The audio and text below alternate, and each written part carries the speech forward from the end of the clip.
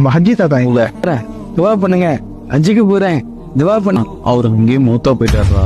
மாப்பிள்ள நம்ம ஊருக்கு 5 வருஷம் கழிச்சு வர வா, என்ன பண்ணிருங்க. அவளை வண்டியை விட்டு தொழுதுட்டு போயிருவோம் இன்ஷா அல்லாஹ் பள்ளியாசல்ல. ஏய் எங்க பாரு அபு உதவிதா இருக்கான். அஸ்ஸலாமு அலைக்கும், நல்லா இருக்கியா? வலைக்கும் சலாம் அச்சான், எப்படி இருக்கிற? பார்த்து ரொம்ப வருஷம் ஆச்சு. பள்ளியாசலே மாறிடுச்சுல, மாஷா அல்லாஹ்.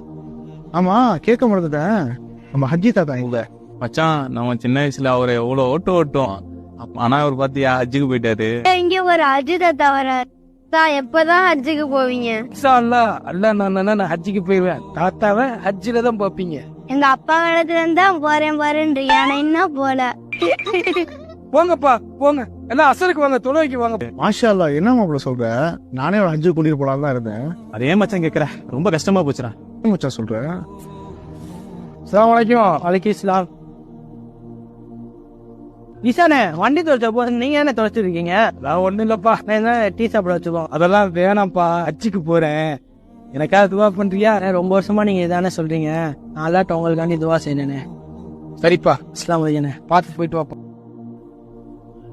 ஹஜ்ஜுக்கு போறேன், துவா பண்றீங்க, ஹஜ்ஜுக்கு போறேன், துவா பண்ணுங்க, ஹஜ்ஜுக்கு போறேன், துவா பண்ணுங்க. யாருப்பா இவரு?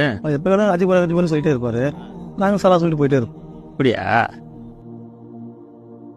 இல்ல அதை போய் தொடச்சிக்கிட்டு இருக்கேன். ஹஜ்ஜுக்கு போறேன், துவா பண்ணுங்க. நானும் பார்த்துட்டே இருக்கேன், 5-6 வருஷமா கண்டினியூவா சொல்லிட்டு இருக்கேன் ஹஜ்ஜுக்கு போறேன் ஹஜ்ஜுக்கு போறேன்னு. இன்ஷா அல்லாஹ் இந்த வாட்டி உனக்கு அல்லாஹ் தஆலா கபூல் செய்வார். இந்த டைம் ஆயிடுச்சு, இந்த பொய்யை தொழுதுருவோம். அஸ்ஸலாமு அலைக்கும். வலைக்கும் சலாம். முதலாம் நல்லபடியா தொழுதாச்சு. யார் இவரு காரை தொலைச்சுக்கிட்டு இருக்காரு? பாய், நீங்க ஏன் பாய் கார்லாம் தொடச்சுக்கிட்டு இருக்கீங்க? பாய் அதெல்லாம் வேணாம் பாய். பாய் அல்ஹம்துலில்லாஹ் பாய். என்ன பாய் இந்த பணத்தை வச்சுக்கோங்க. பரவாயில்லைங்க, நான் ஹஜ்ஜுக்கு போறேன், எனக்காக துவா பண்ணுங்க. ஹஜ்ஜு போறீங்களா?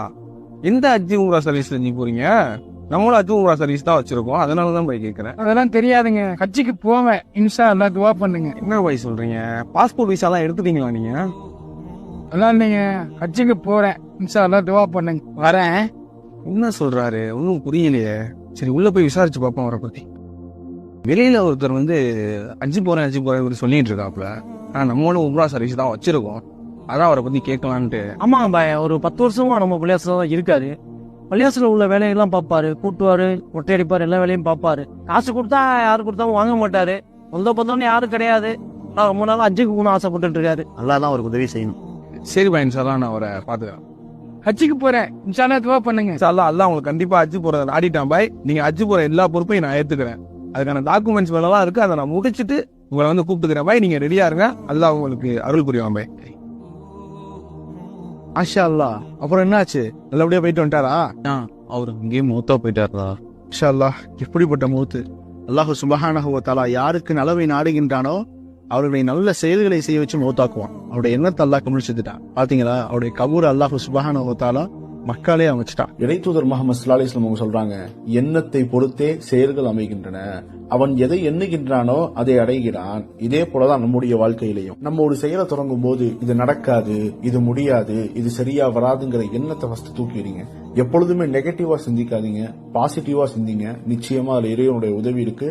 இந்த பாடமும் நமக்கான படிப்பினை. இது ஒரு உண்மை சம்பவத்தை வைத்து எடுக்கப்பட்டது.